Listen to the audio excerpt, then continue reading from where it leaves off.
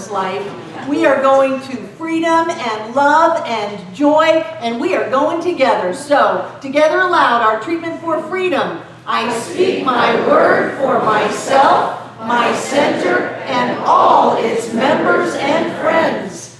I know love as the only reality. I am created out of love. Love is what I am. I know this love as absolute freedom in every area of my life, the life of my center, and all who call it home. I know our center's mortgages are paid in full, and I claim for all of us financial freedom with all debts paid and cleared. I release any sense of struggle or wrongdoing. I live in an abundant universe where there is more than enough for all. We experience freedom in every moment by always having more than enough money, vibrant health, and loving relationships. We are who we have come here to be. With hearts open wide, we see the world through the eyes of love. We are blessed, we are rich, and we are free. And so it is.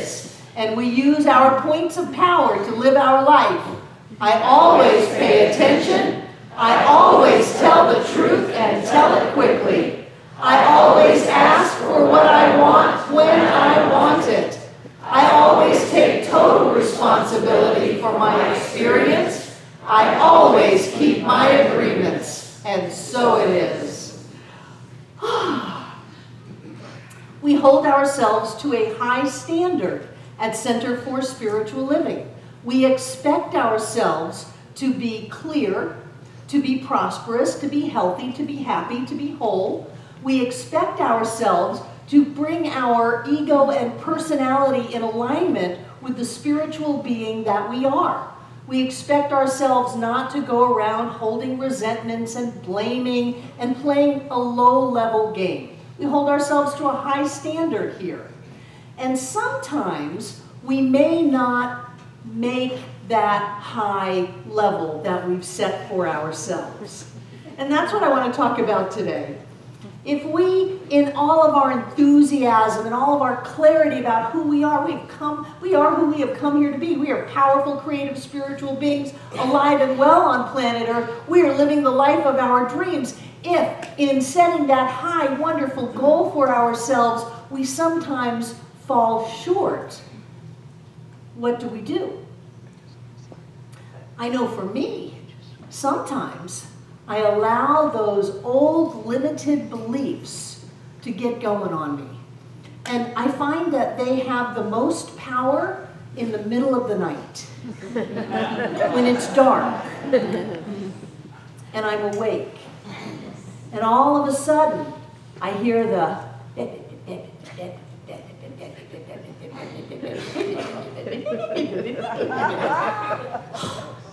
and the powerful Barbara Waterhouse has been reduced to a worried, fearful victim.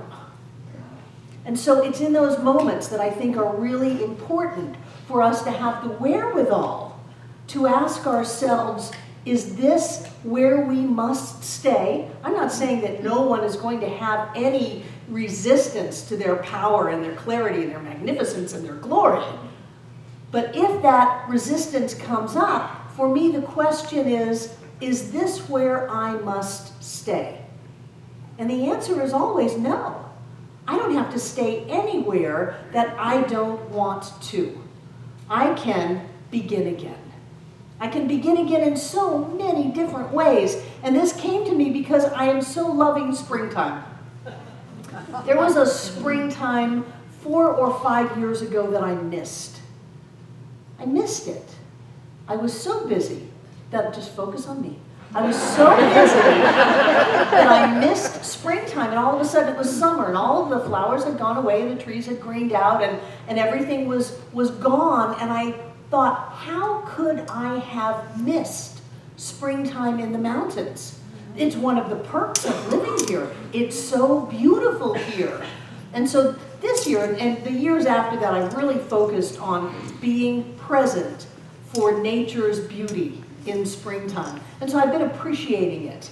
I've been appreciating the apple blossoms on the side, the redbud tree and the dogwoods and the tulips and the daffodils and the phlox and all of the beautiful flowers and all of the life that's coming up. And what nature is saying right now is begin again. After the cold winter where everything went inside, after all of the experiences that nature has had with wind and cold and snow and ice and all of that, it has begun again. It has reached down into its roots and brought forth beauty and magnificence. And I want to remind all of us to begin again. And for me, when I'm running a number on myself, that's when I want to begin again. And let me assure you, if anyone's running a number on me, I will be happy to begin again. John and I have a thing that we do. Wait a minute, let's start over. If things start to go in a direction that we don't want them to go, wait a minute, let's start over. Let's begin again. We don't have to be limited to the cycles of the season to decide to change our lives, to decide to think a new thought, to decide to set a new intention and a new direction in our lives. We can begin again at any moment. It's the power that we have. We are creating our experience. We are manifesting with our thoughts, our feelings, our intentions, our desires. We are creating the very molecules of existence. And so if we do not like our molecules, begin again.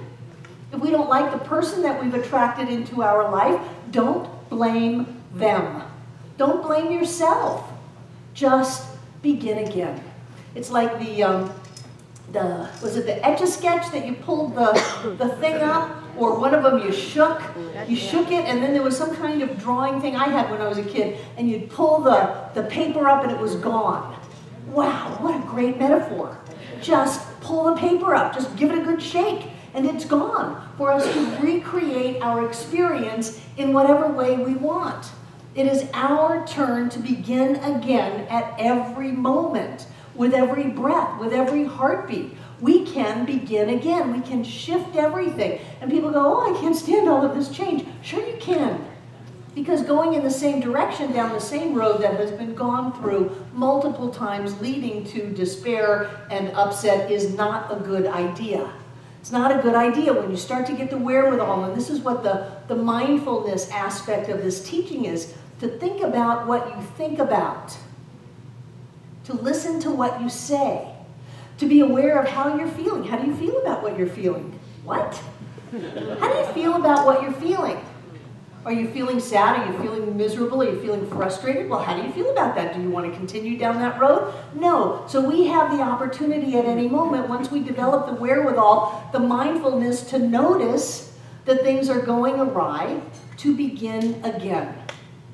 Sometimes in this teaching, people get a kind of a paranoia, it actually is, when they realize that they have created all of the experiences in their life, and they go, oh my God, I have created a mess. And then they use that to blame themselves, and people can get afraid of their very own thoughts. Change your thinking, change your life. A thought plus a feeling equals an action. If you want to change how your life is, you have to change the way you see your life. You have to change the way you think about your life. And so sometimes people can get paranoid about themselves, not realizing that there's a presence and a power within them that, like the plants, they can reach down and pull from. They think, oh my God, I thought a negative thought, now I'm stuck with that. Now I'm doomed to live this negative experience. Well, if you don't ever change that, you are. If you think the same negative thought over and over and over and over again, you are doomed to experience that negativity in your life. It will happen. But you're not stuck. You can begin again. You can have something which very, I don't know what the word is, very, it's just called. I was going to give you a wonderful descriptive adjective, but it's not there. So you can have this thing that we call in science of mind, you can have this thing called a second thought. Very fancy. Second thought. So you thought the first thought, okay, or, so what? That is not who you are. You are the part of you thinking about the thought that you just thought. Really? You are the part of you that is thinking about the thought that you just thought. That's you, not the thought. People say, oh, thought is creative, thought is cause. Not really. Because who thought the thought? The thought is actually an effect of that essence of life that you are, that happened to come out as a thought. And so, okay, we're not all completely done. We are still at some level half-baked cakes. Otherwise, we would all be levitating and glowing, and the angels would all be trumpeting and all of that. So there are some things that we still have to work on, and sometimes we go backwards into those old ideas, and that is the time when we have the wherewithal to say, is that where I want to go? Is that what I want to do? Well, no, I really don't want to live this out. I don't like the way I'm feeling. It doesn't feel good. So I want to feel happy, and I want to feel better, and I want to feel more powerful and more clear. Well, great. Have a second thought. Begin again. You know, that's what Jesus meant when he said, unless you have been born of the Spirit and not of the flesh. And that has been changed to, you have to have this thing that they call being born again. That's not what he was talking about. He was talking about being reborn in your spiritual nature, having an awareness of that God quality that you are, the spiritual being that you are. That is beginning again. That is thinking a new thought.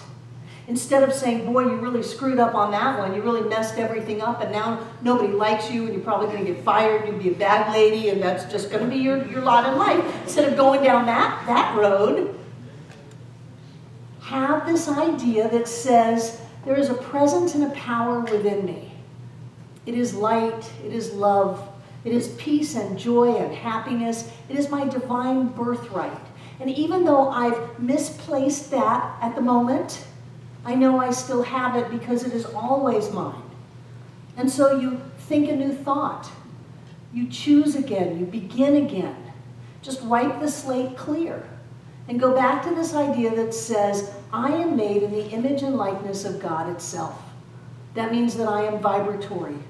I am light. I am love. I am creative. I am prosperous. I am healthy and whole. I am here to bring that energy forth into the world. That's who I am. And if I zigzag along the way, that's not going to define me, because the only thing that can define me is my spiritual nature. And so we begin again. And we begin again. And we begin again. And we begin again.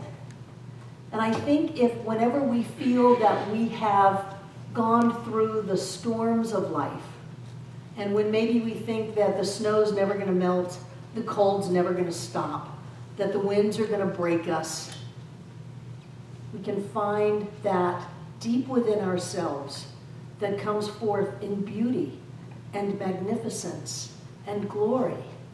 And you know, I wouldn't wish you to not have the winter. Some people say, well, why can't we just always be happy and just always have it be easy and have everything just fall into our lap? I don't know, but I know that in nature something happens when we have the what we would call the adversity come into our experience. I loved it when I read about the biodome that was built back in the 60s or 70s. And scientists, forward thinking, oh my God, we're all going to kill each other, kill ourselves, the earth won't be inhabitable. We have to figure out how to make a place that needs nothing from the outside, recycles everything from the inside, and we can stay there and be safe. So they built a dome. It's called a biodome. People lived in it. They planted plants in it. And they had a couple of problems, one of which was that the trees kept falling over.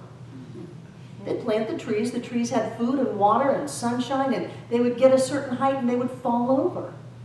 And what they realized was that the trees outside of the biodome were buffeted and blown around, and they had to dig deep to stand up to the wind, to the things that were trying to push it over. They had to dig deep in life to be able to hold themselves up. And so I think sometimes our experiences are just an opportunity for us to dig deep in life. And so what do we do with that? How do we respond to that? Do we give ourselves a pat on the back and say, wow, way to do bankruptcy? Okay, got another divorce down. Are we patting ourselves on the back and saying, through all of that, I remembered who I was, I held my head high, I moved forward knowing that this was a blessing and good and only good can come from this? Or did we fall over? No. We found that within us that will never leave us because it is what we are. That's the beauty of this teaching. That whatever God is us. And I do not pretend to understand what that means. The only thing that I know is that quantum physics proves it. Yay! That in order to have a unified field, that unified field must exist in its entirety at every point simultaneously, which means that all of whatever God is exists at the point of us now. So the great thing about that in this teaching is that we don't have to go get the spiritual nature that we are. We don't have to drive bargains with that. We don't have to let go of the little part of us in order to embrace the big part of us. It's all big. It's all big. And when we open up to that, it's right there. No matter how much we have messed up, no matter what we've done, no matter what the boogeyman says to us deep in the nighttime, there is a presence and a power that is spirit as us now. We can't stop it, we can't get any more, and we can't lose any of it. It's our nature. It is our divine nature. And anytime we start to get lost along the way, remember to take a breath, have a second thought, and begin again. And so it is.